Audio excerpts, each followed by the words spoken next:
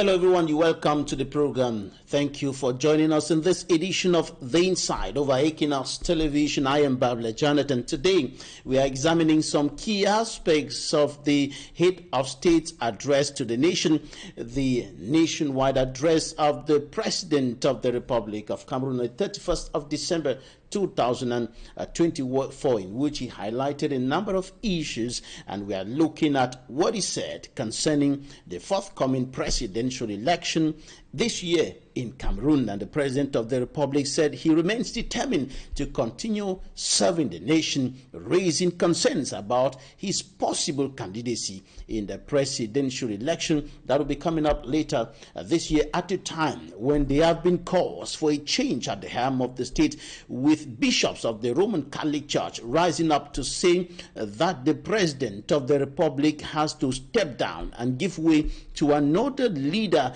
because of what is qualified as his failure to change the living conditions, the precarious, poor living conditions of Cameroonians for the past 4 decades in power. And we are also looking at what the President of the Republic said about security challenges affecting the country, particularly in the far north region of the country, with sporadic incursions of Boko Haram terrorists from neighboring Federal Republic of Nigeria. And he said about this that the situation has greatly improved. He praised the Cameroonian Defense and Security Forces for pushing back and neutralizing the terrorists from Federal Republic of Nigeria. And he talked about the situation in the predominantly English-speaking northwest and southwest regions of the country, saying that the situation is improving, but also promising tough times for civilians who are still carrying guns, fighting for the independence of former British Southern Cameroons. And he said that the soldiers will continue tracking them. We are analyzing this in this edition of The Inside. Stay with us and meet our guest in some few seconds.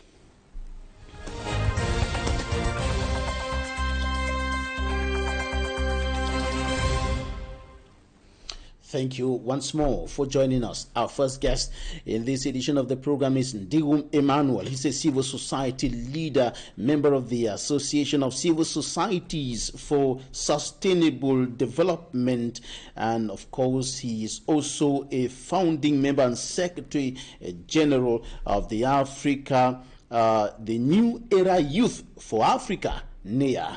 You're welcome to the program. Thank you very much, Babila Jonathan. It's a pleasure here, the first edition of the program, The Inside with Equinoxe. Happy New Year to all those who are watching us, and Happy New Year to all those from the northwest and southwest region of Cameroon. We really hope that the year is going to be a happy one, especially with regards to the many challenges in Cameroon, and challenges that are yet to show up with regards to issues concerning the 2025 finance bill and the increasing tax burden on the population. Even at the mortuary, people still smile. And the case of Cameroon cannot be an exception. We could have been in a cold house for a very long time, but that does not stop light from getting in if we choose to look for light. That is why we accept to come for such programs, so that we can talk to our authorities, because quite often that not people believe that our authorities are talking to us, we listen, yet they don't give us opportunity to talk back to them to listen. And I think with the pedigree of this program, talking to them becomes a necessity, so that at one point they will have to listen. So we have to keep talking, like Winston Churchill said, than gunning down people. Right, our second guest today is Honorable Dr. Nicolas SANTO. He's a clinical psychologist based in the United States of America. He's a peace ambassador and member of the Cameroon People's Democratic Movement, CPDM political party. And at the beginning of the Anglophone crisis, he stood in solidarity with the Anglophones. But when separatists picked up arms, he condemned their decision and decided to part way with those who picked up arms. He is a winner, or rather in 2022 he was awarded the United States President Joe Biden Lifetime Achievement Award. You're welcome to the program, sir. Thank you, Mr. Babila, and thank you, fellow viewers. It's a new year, and Happy New Year to each and everyone. I'm glad to kickstart this new year on Equinoxe with renewed energy as we move into another phase of our political agenda in Cameroon. Thank you. Right, you're joining us from West Virginia in the United States of America. Can you just share with us some of the reactions of Cameroonians in the diaspora to the message of the President of the Republic to the nation on the 31st of December 2024? As usual, the population in the diaspora of Cameroonians especially received this message with mixed feelings.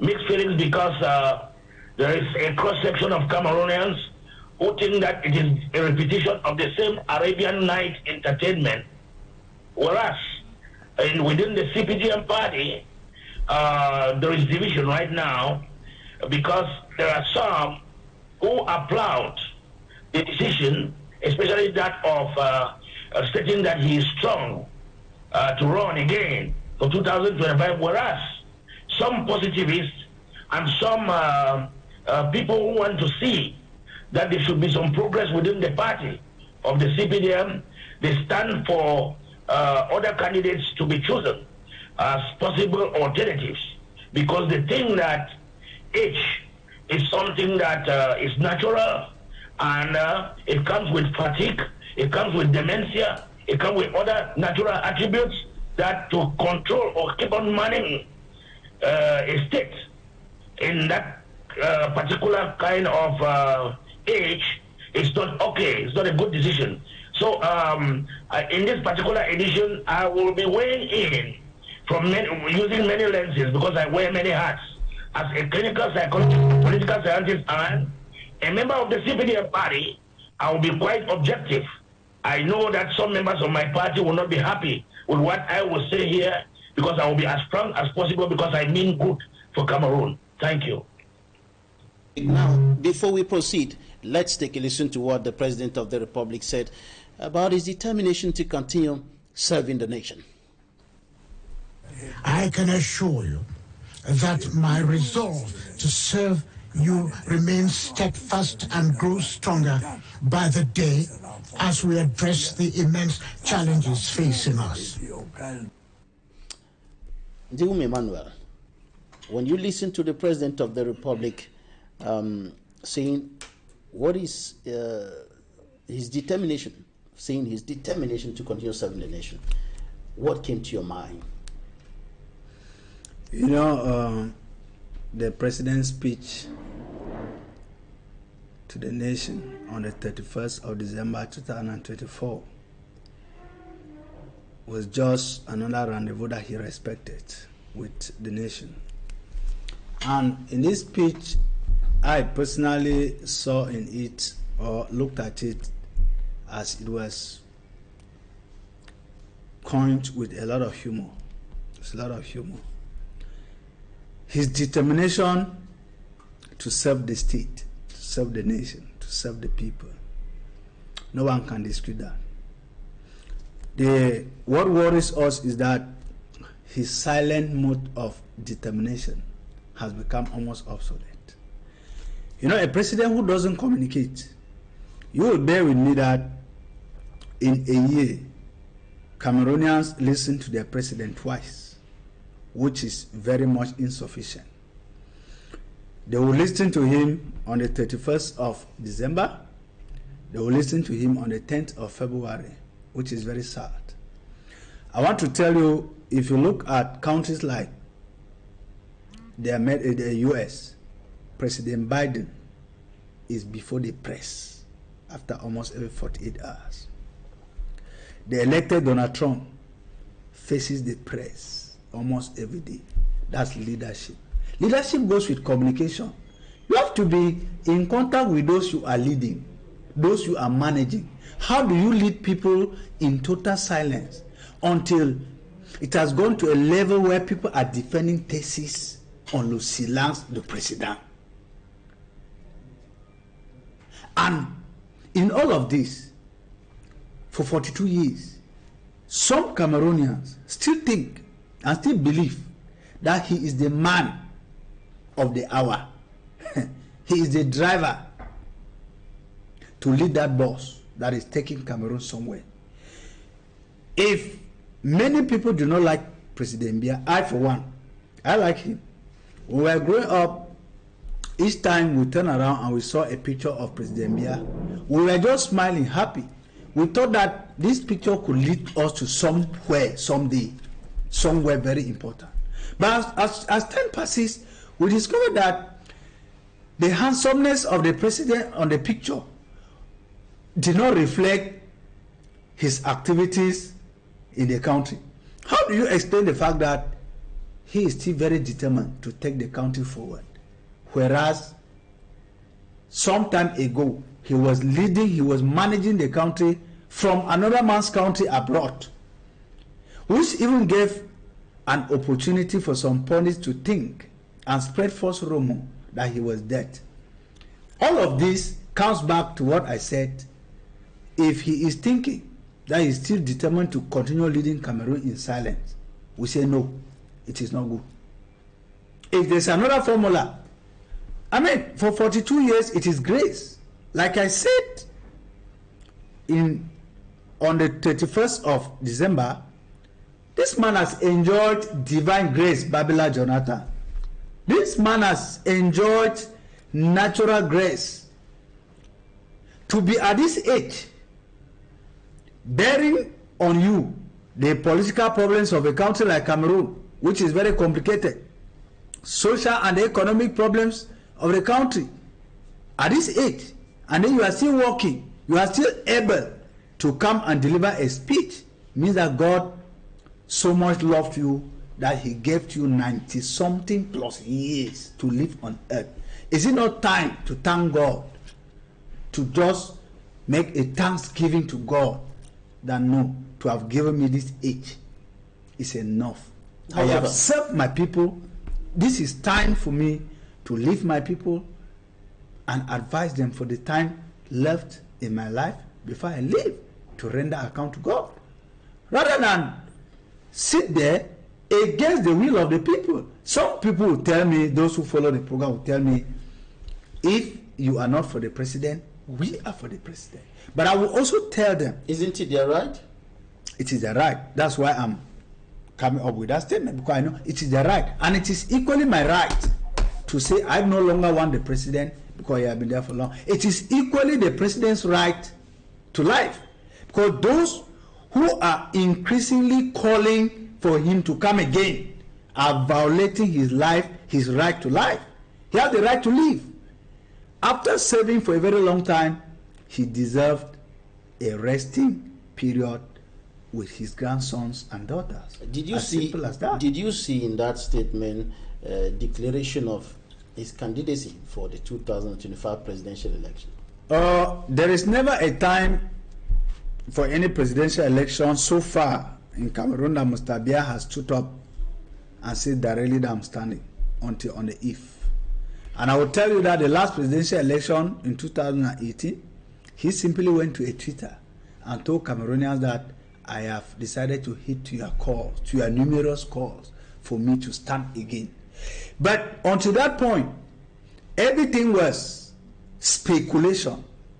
And from what he said this night of 31st December 2024, wise Cameroonians already know that he will stand. We don't need rockets. He started by acknowledging the support of Cameroonians. And we do not no longer need to be political scientists, or we need rocket science to know that he's going to stand. But from that statement alone, even my grandmother, who can't speak French, who can't speak English well, just interpreting that phrase to her, already knew that next year we are standing to vote for or against President Biya. Dr. Nicolas, you are a member of the CPDM, the Cameroon People's Democratic Movement, but you seem not to be following the trend of calls for President Paul Biya's candidacy in the 2025 presidential election. Can you tell us why you're taking that stand?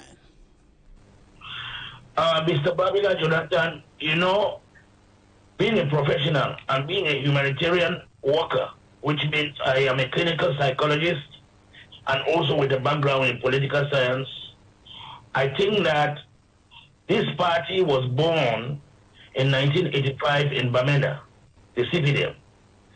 And when we look at what has happened within the terrain, the political terrain in the country and within the leadership of His Excellency Paul Biya, who is the national chairman of my party, I say he has served the nation so well. God has also blessed him to be able to carry the mantle of the state up to this period, or to man the nation up to this period. And I think that at this particular point in time, to effect meaningful change in the country and to hold the country together in accordance with his own declaration that at the helm of his mantle of leadership, his top priority was to maintain the unity of the country to be one and indivisible. Here we are confronted with crisis in the north, in the northwest and southwest, for up to 8 years. It is high time, I think, that President Biya's legacy should not go down with the CPDM. The CPDM is his party. CNU was Aisha's party. If we have plans of upholding all the good writings or the good literature in communal liberalism and also the constitution of the CPDM as well as bylaws, which have quite good writings in literature. I mean, when you read at it, it makes sense. But when it comes to the implementation, there are lapses because the people who implement it, even the constitution of the state, there are some loopholes in implementation that makes the whole thing looks funny. At that time, to hold the nation together, we need an Anglophone candidate. The CPDM has to stay after Mr. Biya, and his ideologies have to stay to continue holding our nation together. I think that a new candidate, should be the candidate of choice at this time. We have a lot of able within the CPDM. For example, you have the Prime Minister John Bute, you have Peter Mafani Mosonge, you have Philemon Yang, you have Fayengo Francis, you have a lot of them, Atanka Polji and other candidates who are still able at the time. In the face of the world, I think that the CPDM will be more fragmented when we are presenting a 92-year-old candidate. I think there are progressives within the CPDM that will buy this ideology, but I think due to the crisis and to all that, the president will be the president of my choice within the CPDM. But if not, we can go out of the CPDM. We have Anglophones who are capable of becoming president of this country. We have Akeremuna. We have someone like Chris Fonyo of the National Democratic Institute. And, no, I think that we should be flexible and progressive. We should not tie our brains to one particular spot and let the legacy of the CPDM drown with the demise of the head of state tomorrow. Or he is going with his party and the other persons who are coming with successors, we don't know whatever they will bring. They will start reconstruction from zero. It's good that there should be construction in continuity, and to hold that very aspect that is so dear to his heart, which is to respect the Republican value, especially of maintaining a Cameroon that is one and indivisible, and Anglophone will do that at this time. Thank you. election polls carried out by English Cameroon for a United Cameroon of Dr. Bernaki have actually shown that President Paul Biya is not a competitive candidate for the Cameroon People's Democratic Movement, CPDM, political party. You said that the President of the Republic has served the nation so well, but that is not the opinion of many Cameroonians today, including the bishops, who are expressing anger about the poor and should even say the precarious socio-economic situation of the country. Some of them took to the pulpit earlier this week to say that enough is enough. There is need for a change at the helm of the state, with the Bishop of Yagua even going as far as saying that even the devil should take over. And then we'll see what will happen next. I want us to take this report about the opinions expressed by some bishops, two bishops, the Bishop of Yagua, the Bishop of Gaoundéré, and the Archbishop of Douala, concerning the possible candidacy of the President of the Republic.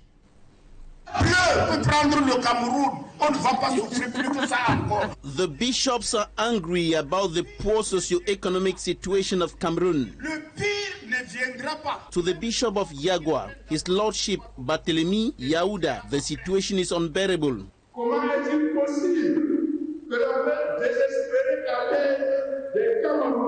His Lordship Emmanuel Abo, Bishop of Gaoundéré, questions why the cry of suffering Cameroonians does not move the leaders of the nation. He says,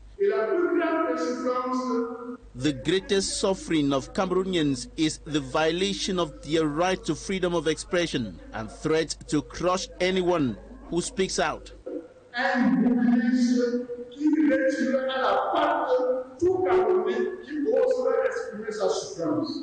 His Lordship Emmanuel Abo goes further to ask the leaders who they will govern after crushing all Cameroonians. The Bishop of Yagua says, enough is enough. There must be a change at the helm of the state, adding that even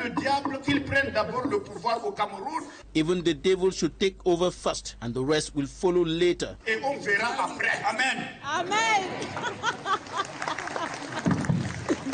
Speaking to Equinoxe, the servant of God said, regardless of the context of repression in Cameroon, he is not afraid to die. Tu peux donner la houe ou bien la machette à ton grand-père de 92 ans, aller à pied à 1 kilomètre, aller travailler au champ. C'est quoi ce Camerounais-là? Et on nous dit seulement de prêcher la paix. Les gens ont marre.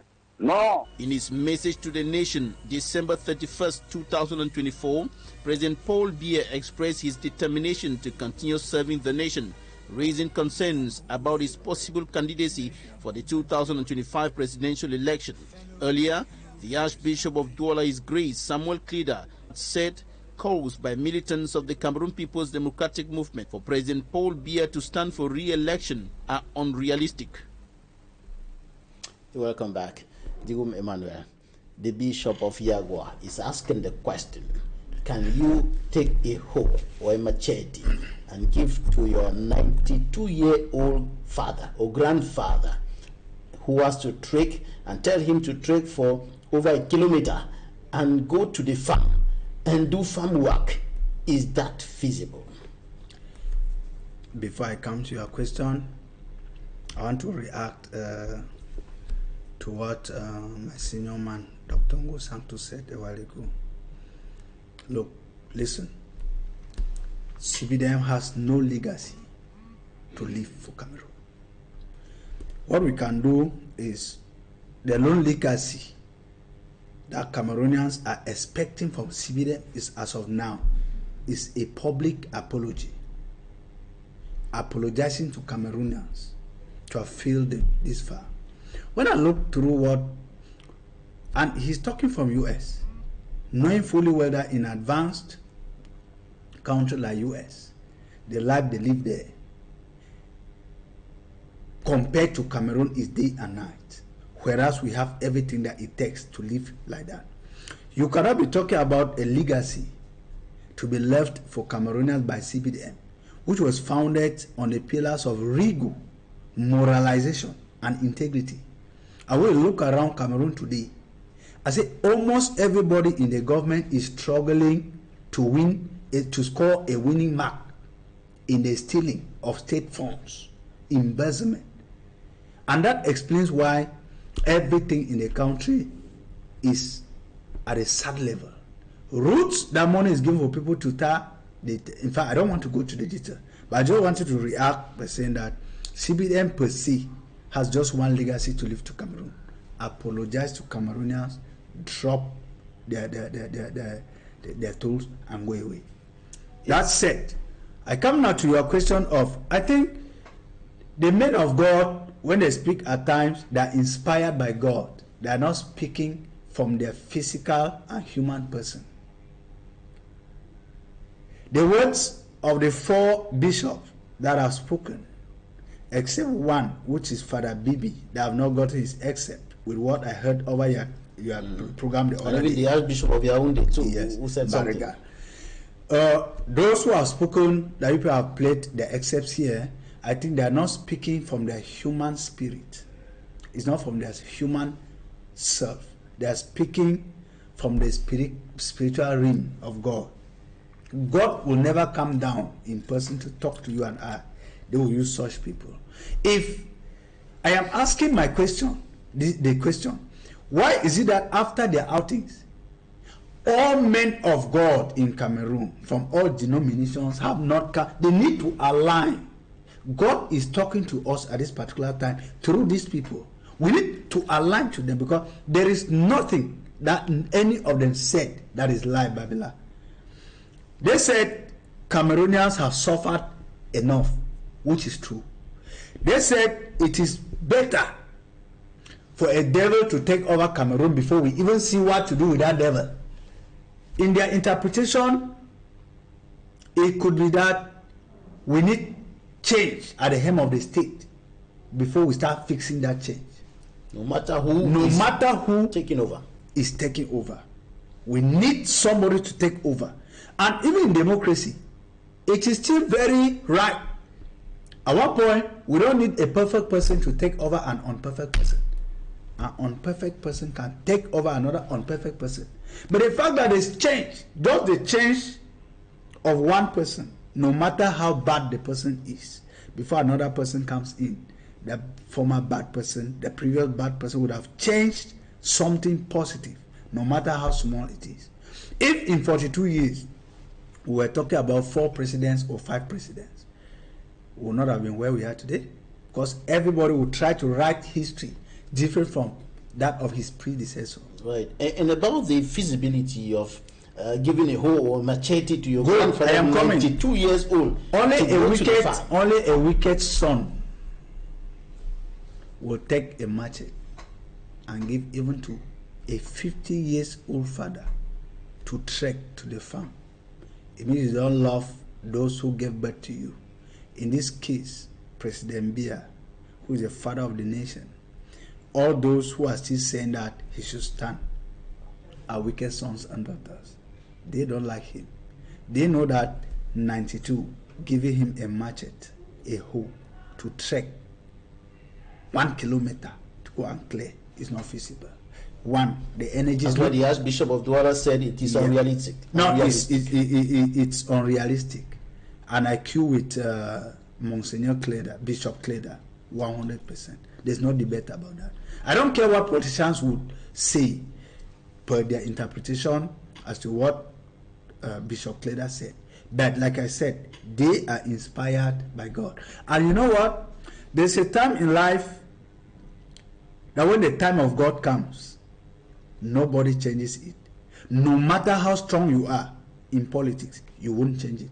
Like I've always said, they have always been having the watches, but God is having the time. Maybe this is that time that God is beginning to use his servants to talk to the regime in Yaoundé. And I also wish to plead with the regime that when such people start talking in this way, it is good to listen. It is good to listen. Another man of God of the Roman Catholic Church said in Côte d'Ivoire that il est temps de partir. And those who fail to listen to what he said, you saw the repercussions. We are wishing because Cameroonians are peace-loving, law-abiding citizens. Because if Cameroonians were not law-abiding, loving citizens would have been at war long time ago. Because we have lived with a regime that is provocative. Some even say it's an insurrectional regime. Because at every recent time, they provoke the citizens. But thank God, as loving as we are, we have chosen to fight, sometimes with our voices. Right. Even though at one point, some people saw that we are already at the elastic limit of patience. And they did what they did, and we are seeing the results today. All right, Dr. Nicholas, do you think that it is really feasible to have another leader of the country from within the CPDM, as you indicated? Because when we listen to the bishops, we understand that there is really nothing working right, and there is need for a complete change, like nothing of the old, nothing of the present, but something different. Yes, Mr. Babylon Jonathan, I think the bishops are getting up from slumber. The first thing I will ask is, where have all these bishops been all the years? Where have all these bishops been when the crisis in the Northwest and Southwest is getting 9 years to 9 years? Where were they at the Grand National Dialogue to call a spade a spade? They have been part and parcel of what has led to what they are complaining about. Because when we blame President Biya, or when we blame the chairman of the CPDM, we don't have to blame him alone. He doesn't work alone. He signed decrees and they are implemented. It passes through stages, and the people who implement them, they don't complain about. The people who are in parliament, who are there, they just clap for anything and push it down to him to sign. They draft all kinds of bills and forward on his table to sign. Yes, any president has his own weaknesses and successes. Other than the Boko Haram issue, which the Boko Haram issue is not only a Cameroonian issue, it's a crisis of the region, of the north, getting down into Nigeria. Other than that, which is a regional issue, the only major crisis that has shaken the very foundation for which he was given the mantle to hold a one and indivisible Cameroon is the Northwest and Southwest crisis. And when there was the Northwest and Southwest crisis, he gave an opportunity for the Anglophones to come to Yaoundé in a Grand National Dialogue. And when they went there, the same bishops were also part of it, witnessed it, said nothing, and came out with a special status and decentralization. Some other states in the north and other areas said they don't need a state. That's why we had a special status. And what has happened is that the decentralization has empowered the region at this time, because most people or persons have gone back to their regions and tried to develop their regions and try to be the mouthpiece. For example, I've been partaking in development efforts in Quen, my village, and also in Mesa. I've been doing a lot of work there to the extent that I had a second prize of Man of the Year from Quen. And that's to tell you that the regional houses of assemblies are there. They are working, there are presidents there. They just have to man up and better up the structures in a way that next time we are not only listening to the head of state speech to the nation, we have to listen to the presidents of the regional houses of assembly, their end of year speeches to their region. We have to talk about laws that have been debated in the parliament in the region as well. It happens in Nigeria, you see it. The local assemblies debate laws. We don't wait only for Yaoundé, where things are taking place there. Or very soon we have treasuries that people are being paid out in Babenda. They don't have to go to Yaoundé to collect salary or pension or all those things. So the decentralization and the special status has not granted self-determination for the citizens who live in these regions. Look, there is always something I would like to say. We do not criticize something because we want to criticize. We ask ourselves, what part did we play in the spoil? And what proposals are we giving as a solution to come out of the situation? For example, I've said that we need an Anglophone president to hold the broken pieces that want to go away from the country. Because if we have to hold the union together, let's bring in somebody. If the CPDM has to continue as a solid party and a state party, it shouldn't go down with the president that's going down. It should continue with the people who have been trained and who know how to continue to maintain the peace, who have enjoyed peace, other than Boko Haram, which is threatening, which is not only a Cameroonian problem. The only issue that has interrupted the national peace for the period of time President Paul Biya has been in the country is the Northwest and Southwest crisis. Let us call it a spade. Let us call a spade a spade. So I wouldn't say that the CPDM and President Biya has failed totally, but the fact is they turned a blind eye on certain things which would have been resolved to maintain that peace that we have enjoyed under his reign. And I think I don't want to mix this discussion with about his new presidential bid with the Anglophone problem, because the Anglophone problem is another large bowl in front of my table that I will have to piece it out. But as I've mentioned to viewers, I am solution-oriented rather than problematic. Thank you. The Anglophone crisis in a short while. Time for us to go to the newsstands. We are looking at what the newspapers reported this week, the press review.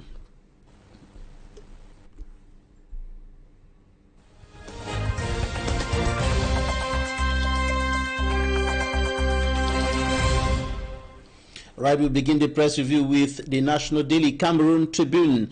Paul Biya à la Nation, ma détermination a servi demain intacte. Cameroon Tribune is talking about the declaration of the President of the Republic with regards to his determination to continue serving the nation. This is one of the most commented parts of his end-of-year address to the nation on the 31st of December 2024. President Paul Biya tells Cameroonians, together we will continue to move forward. Now, the Voice newspaper and the Daily Voice says Biya's ageless ambition for 8th term, not too old, not tired for president. Still referring to President Paul Biya's expressed determination to continue serving the nation, pointing to a possible candidacy of the President of the Republic in the 2025 presidential election. Those are the two newspapers we had time for in this edition of The Insight. Stay with us.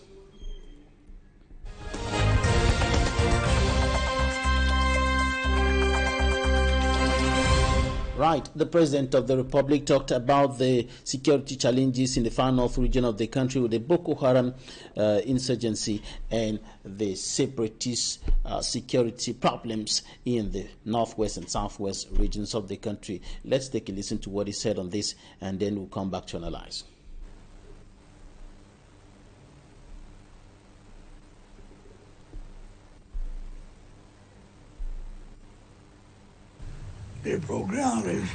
I am particularly pleased with the progress achieved in combating the Boko Haram terrorist group.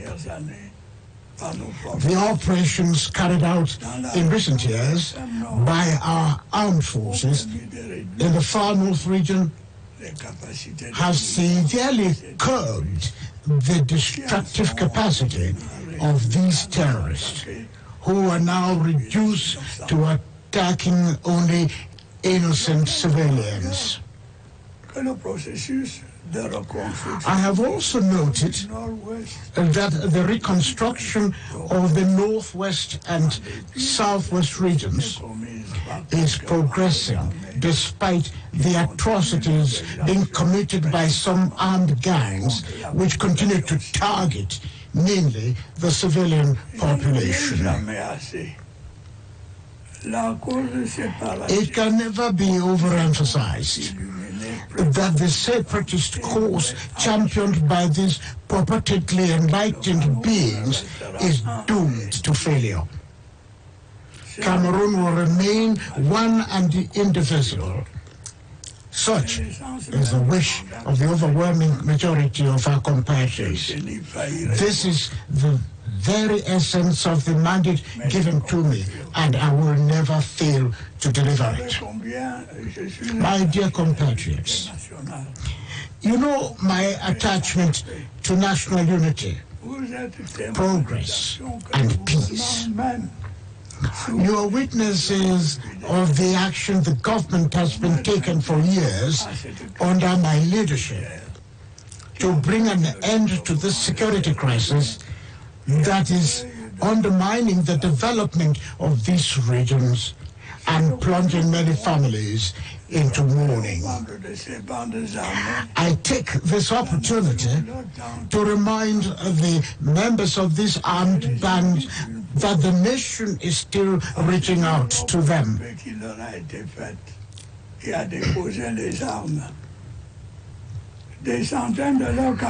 I urge them once again to take up the offer of peace that has been made to them and to lay down their weapons. Hundreds of their comrades have already joined the disarmament, demobilization and reintegration centers and have been trained in different trades for their easy social integration. The fate of the die-hard warmongers is unenviable. They will be relentlessly tracked down and will inevitably answer for their crimes. You're welcome back. NDIWUM Emmanue, what do you think about what the President of the Republic said about the situation up north? We know that as we speak now, there are still several villages along the border with neighboring Federal Republic of Nigeria that are still suffering terror brought upon the population by the Boko Haram terrorists. Many villages like Tuboro, where the inhabitants have deserted the areas because of continuous attacks by terrorists. We must be honest enough to acknowledge that the war in far north has been going on for long. The guys have been resistant. The government has been trying its best to secure the freedom of many people from that part of the country. But I think the president still needs to go above just speeches. As the commander-in-chief of the armed forces, I would have loved to see him. If they say in 92 he can stand for another election, it means that at 92, as the leader of the armed force, he can be on the field fighting to serve his nation. We saw with late Idris Deby of Chad, who took the lead. My last wish is to see President Paul Biya now take the lead as the leader of the armed forces with a gun, march to up north and fight like his Chadian counterpart did some years ago.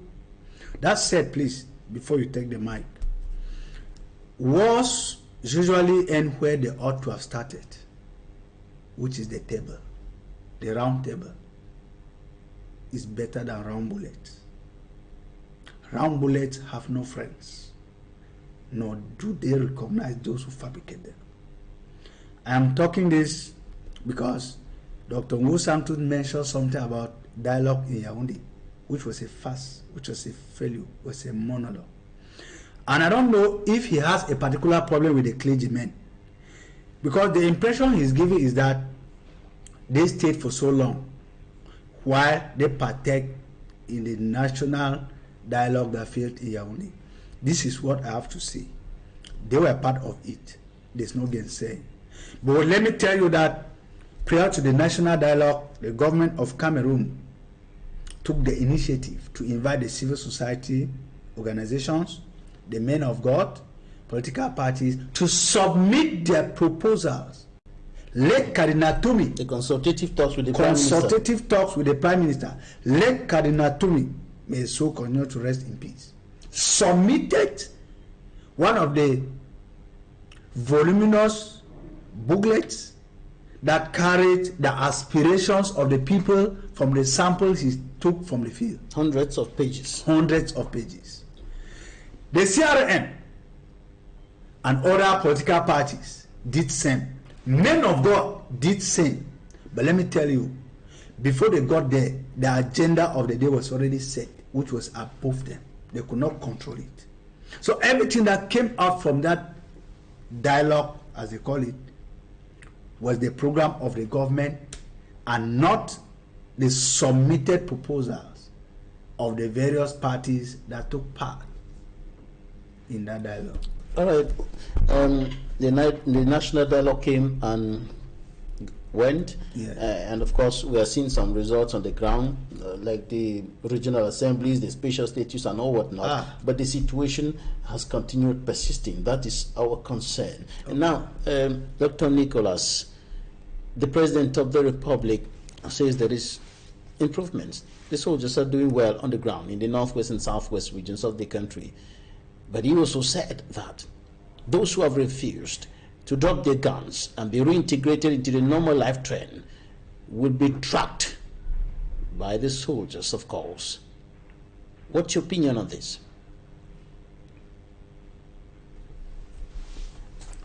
Fellow viewers, I think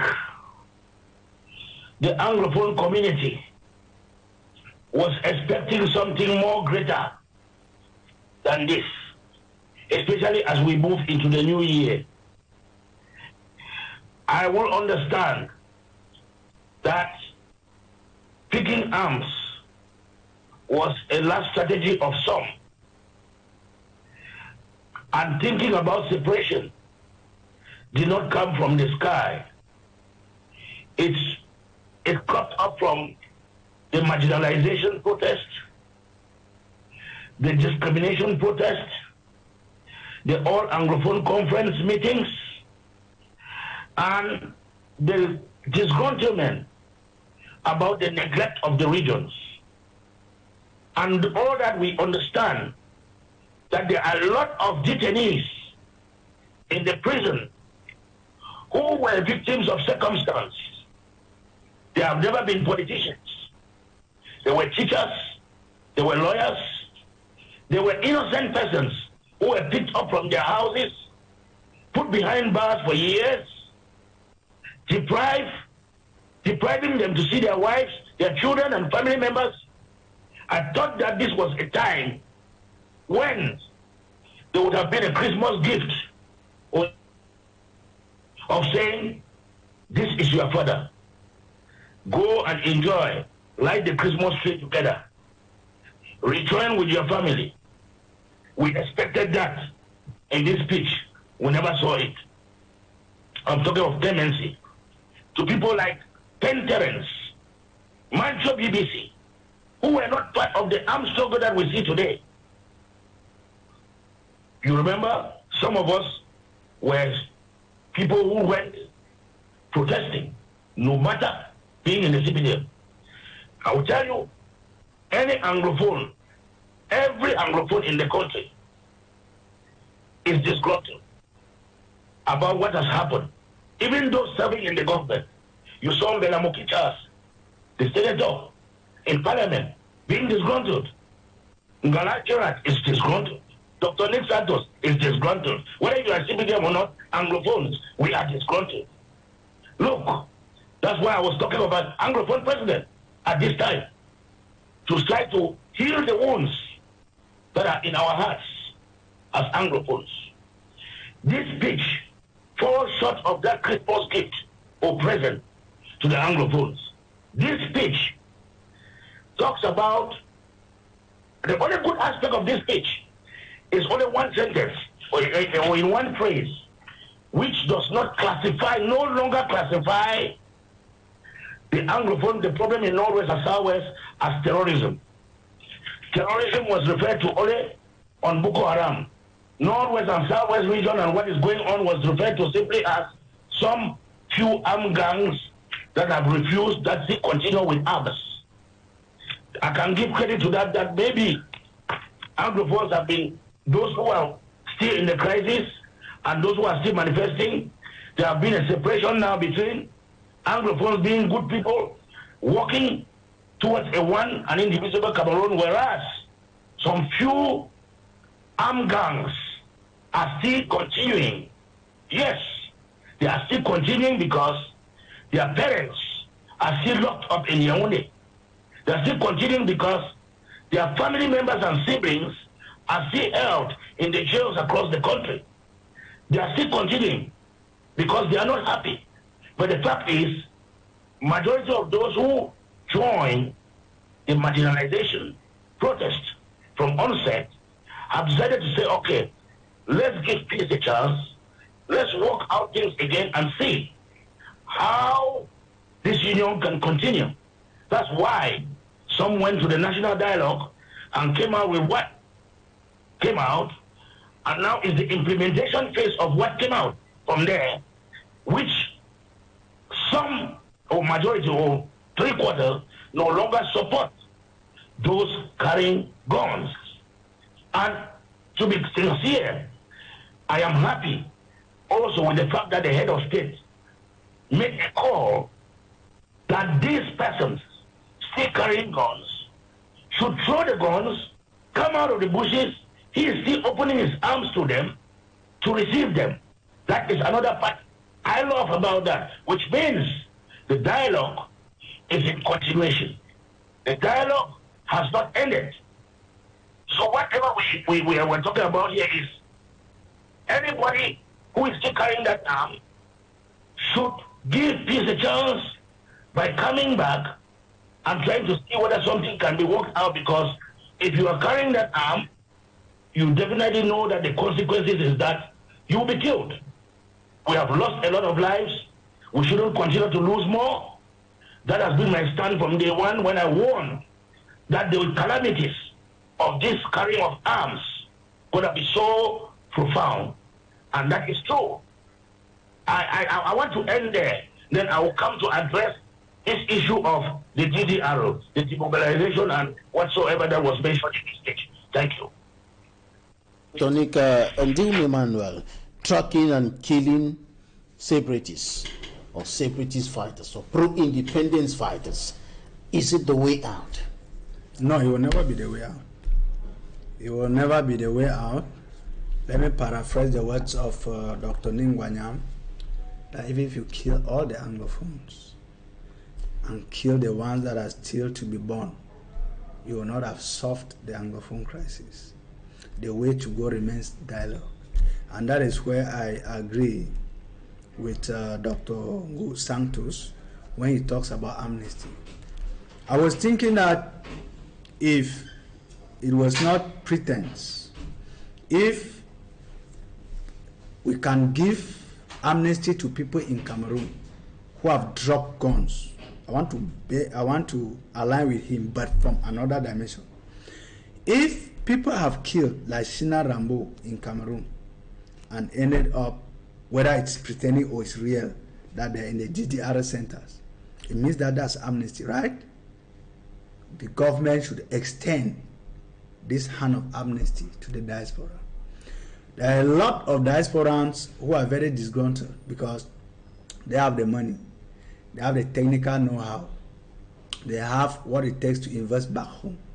But simply because they were attacked terrorists yesterday, there is no way for them to get back to Cameroon. I am not saying this one only limited within the Anglophone problem or those who are the actors of the Amazonian nonsense or whatsoever. I'm saying it in general perspective. People like Richard Bona, people like Longe.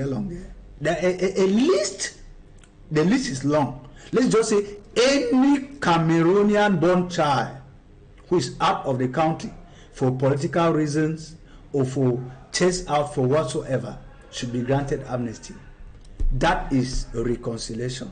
And I think in that vein, granting amnesty to a husband in Europe would have put a smile on the entire family's face, on the entire village face, on the entire region's face, because that region will be happy that the head of state has extended a hand of peace to their region, family, community, and village.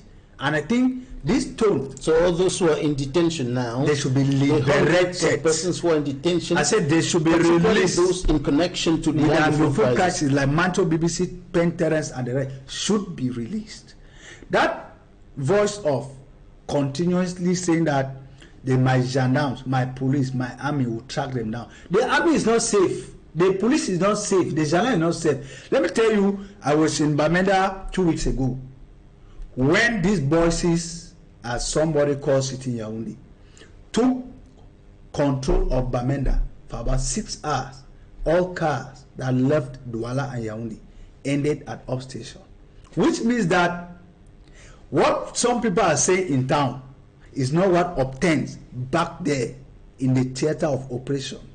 I am telling you, it is the first time I ran, and I'm even still have a wound on my leg as a result of the running of that day.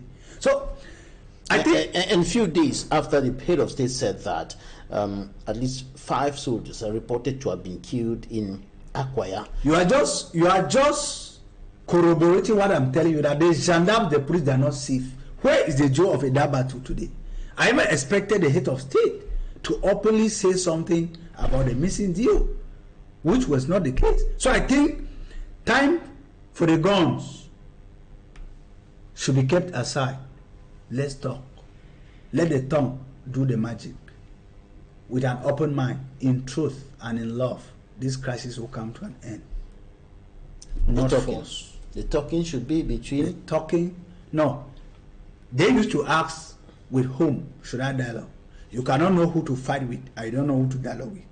The talking should be, let the president step down from his high horse, go down to Northwest, go down to Southwest. The Njangi groups, cultural groups, traditional groups will come out. They will welcome him. His message will be more than the message of one minister who will go there to instead insult the people. And I'm telling you sincerely, if he does this, the people will perceive his speech differently. They will take him with an open heart. But while he's doing that, he should be preparing to also take Cameroonians by surprise that I'm stepping down. Let's take interviews of the week now, and we'll be right back in some few minutes.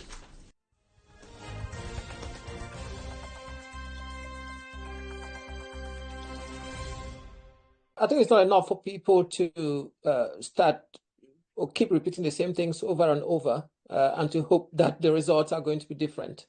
It's not going to be like that. We need to do something completely different this time. And I think the only way at this particular point in time is for people to be fully engaged with the electoral process in Cameroon and to follow that through all the way until they get the result that's for the people themselves. We have tried several different things. They haven't worked. We keep looking back and we keep talking about history. There is going to be time for us to look back and maybe analyze what has gone wrong. But at the moment, the time for us to really embrace the process and make sure that we carry through the change that everyone really is crying out for is now. We can go through all the different institutions and the different arms of government that needs to change and the way that I need to change. But I don't think that would help anyone at this point. We really need some kind of overhaul right at the top. I listened to some of the speeches of the clergy, very high-level clergy, the archbishops speaking. It doesn't, they don't do this easily. It takes quite a lot of thought that have gone into that process. And when they really start speaking out like that, it's something that really the state needs to listen, the government needs to listen to on this. So I think people need to do their own bit within the space that's available to them. There is very little space for them to engage with the democratic process. And what is available to them is simple: to register to vote, make sure that their vote actually counts, and to defend that vote itself all the way through until they get a result of some sort. You have written a book titled Silence of the Crown, and you're looking at the reign and assassination of Fon Kum Acho II, Albert Chi Kausu Yes. of ESU. There must be something that prompted you to write about this traditional authority. Tell us about what is in that book that you want people to go for it. Yes. Yes, indeed. I think you're absolutely right. The Silence of the Crown is a tribute that I've listened. I've written for Fonkumatso Kauzu II of Isu. He was a leader with unwavering dedication to his people. He uplifted his entire community from where they came from. And his brutal assassination left a wound that still aches for justice, unity, and for preservation of his own enduring legacy. So if there is one thing only that the whole country can learn from this, is that it's bottoms up, is the connection with the people. When you don't have the people, you don't have the power. So it starts from there. Every single soul in Isu is bereaved. Every single soul in Isu feels the void, the absence. I feel it. And all Isuans, they will tell you exactly the same thing. There are not many leaders like that in Cameroon where there is a direct connection with them, irrespective of who you are or where you come from. This includes Isuans and others outside Isu as well. When you read the book, you will see what he has done, not just for Isu, but for Northwest Cameroon and even internationally, as well, the awards that he has received from all kinds of organizations. That comes with true leadership, that comes with honest leadership, that comes with faith-based leadership as well, because he was very, very dedicated to his religion as well. What are you communicating through this title, Silence of the Crown? It's what? March would be 2 years, ever since he was assassinated. Isu does not still have a crown, yeah, doesn't still have a fund as we speak. Okay. Nothing is happening in the village at the moment because this is the bastion of really everything that happens in a society like that, not just for Isu, but many other villages. The chief is central authority within that. Even the development organizations, they rely on the fund. So for this not to be happening in Cameroon, nothing happening, is something that every elite, every individual should be concerned about and engage in the process to make sure this changes. And I've spoken to a lot of people in Isu and across Cameroon in relation to this. People are still seeking some form of justice, some form of explanation on who killed their fund, who assassinated their fund. They've had promises from the senior divisional officer that they were going to find who killed their fund. They haven't received that answer. And so they cannot have closure. They cannot have an end in sight. I've also included in the book some individuals that were arrested. There were some that were accused and a whole lot of witnesses that were taken up to the military tribunal in Bamenda. This was a long time ago. And since then, we don't know what has happened so far. The people of Isu, they were not engaged in that process itself. These are the victims, the true victims. Because it wasn't just Komatsu Kauzu, he is the fund. So he's an institution itself. So the people are entitled to be part of this process. And it's only through this that they can have some kind of closure on this. So number one is for them to be told what is happening with this. Number two, for them to be engaged in whatever process the government or the courts are involved in, so that they themselves they can have either closure or to feel that justice has actually been done to this. That is the difficulty. At the moment, from what I know, the authorities are silent about this. Nothing is happening in the village. And I've also put the kingmakers there to task.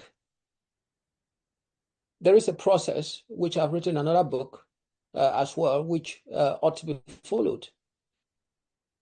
That process, followed properly, would help to resolve some of the issues that are plaguing the village now. So in a nutshell, there are two things. A cry for justice and a cry for the solution to the stalemate in the village. Yes, the justice first, and justice comes in various forms. It's not just for things, the matter to be concluded itself. It's for people to feel that they've got an answer to who assassinated their phone. This is a lot more, I don't want to say straightforward as it sounds. The phone was not traveling alone. The phone and the queen, they were assassinated. There was a whole lot of people. There were two vehicles. I've narrated the story, the version of the witnesses that were there with the chief. But there are some key witnesses that we've not heard from.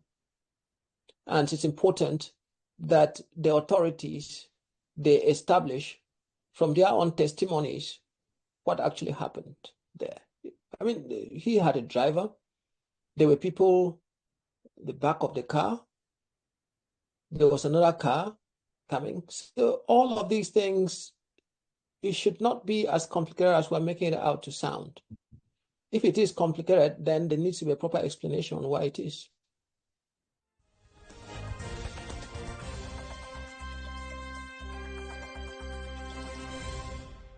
Welcome back. We're wrapping up this edition of The Insight. Let me begin with you, Dr. Nicolas SANTO.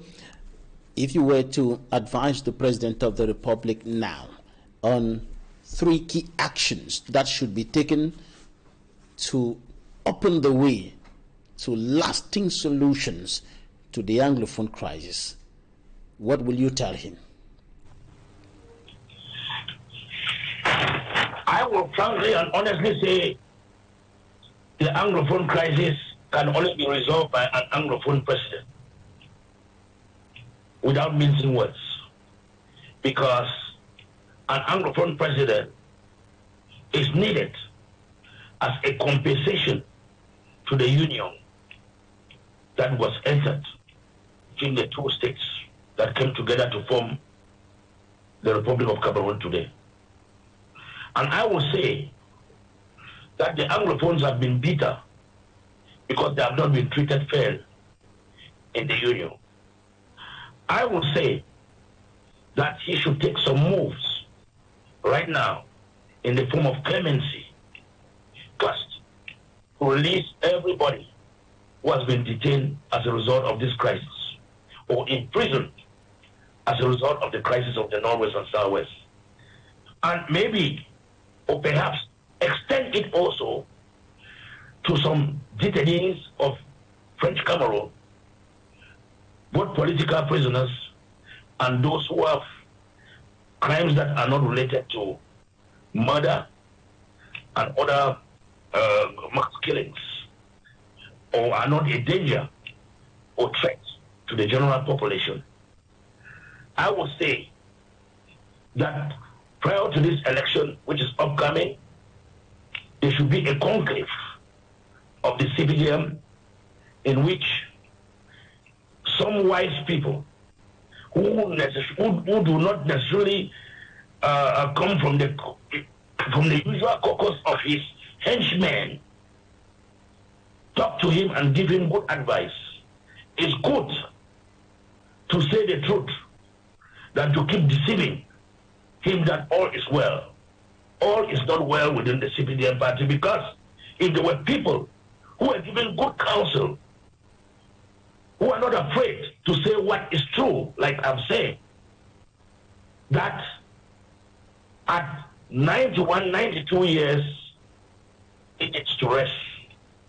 The psychomotor retardation that accompanies that age is too much. And the body cannot, I mean, if the time should be dedicated for you to be able to carry your body and not to carry the affairs of the state. CPDM members have to say some of this whole language without sugarcoating it. That at this time, there are other energetic persons that he has trained within the party who can now go in as a candidate. Point clear. Mr. Babila, when it comes to the crisis in Northwest and Southwest, I will say the DDR, demobilization and deconstruction or whatever, to me, it's a window dresser. Because sometime when we were asked to give proposals on how we could do what to do with all the boys who are dropping their arms, as a clinical psychologist, I proposed that there should be mental sanitization and detoxification of all those who are returning. The amount of opium, tramadol that had been consumed, all these guys needed to go for mental and psychiatric evaluation, because we must have realized that some of them relapsed and went back to the bushes. Nyambere went back abroad and relapsed because he's still talking about the war. Those who are financing the war from the diaspora, they also need a DDR. If we are to say that DDR is the solution, DDR is needed abroad to accommodate all those who still have psychopathic intentions of buying these weapons and shipping down there, or giving money for it to be bought by the people who are still in the forest. Because anybody is still talking about killing of gendarmes, killing of civilians, kidnapping from the diaspora, be it on social media, that person needs to also be in a DDR abroad. So if we want to think that DDR is a solution, because to me, when we talk about putting people in a DDR, you put them in a DDR, you give them food, you give them bunk beds to sleep, you tell them you are training them for a vocation that we never see them any employment. It keeps them traumatized. The things that was the DDR or the reconstruction plan was meant to do. It was not meant to rebuild bridges and roads. It was meant to, first of all, address mental sanitation.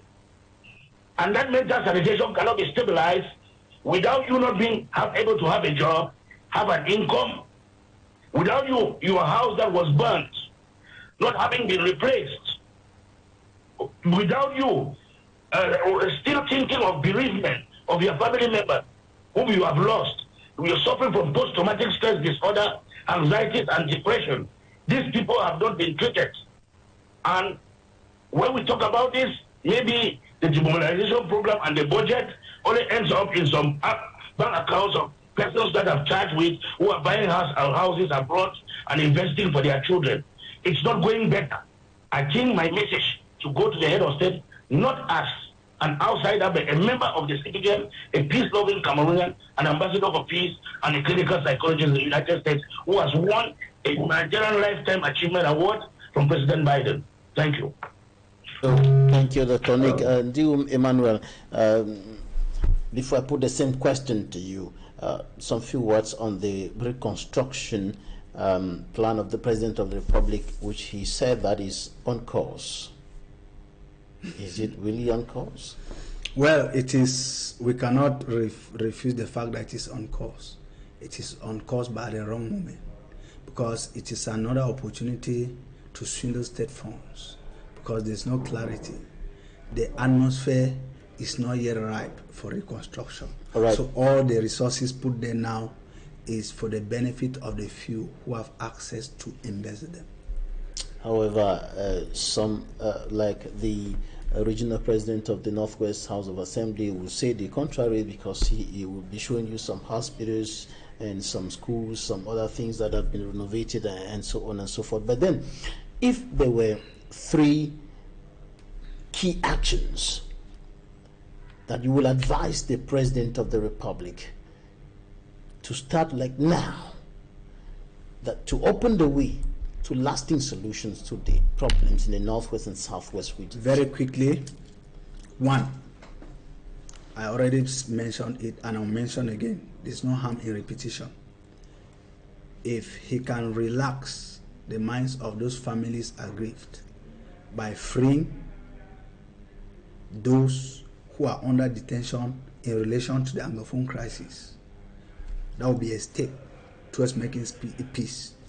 Two, if he can grant clemency to those who were detained or those who are out of the country, who cannot come back, who were in any way linked to this case, who have accepted that Cameroon remains one and indivisible, and that they will serve one Cameroon, that will be another step. And lastly, it is not of the head of state to do what I'm about to say. An Anglophone candidacy or presidency is what will soften the hearts of Anglophones who have suffered brutality, who have suffered marginalization, who have suffered humiliation in a union that they both came together as equal partners. This is the time for an Anglophone presidency. What about the return to federalism? It's an option.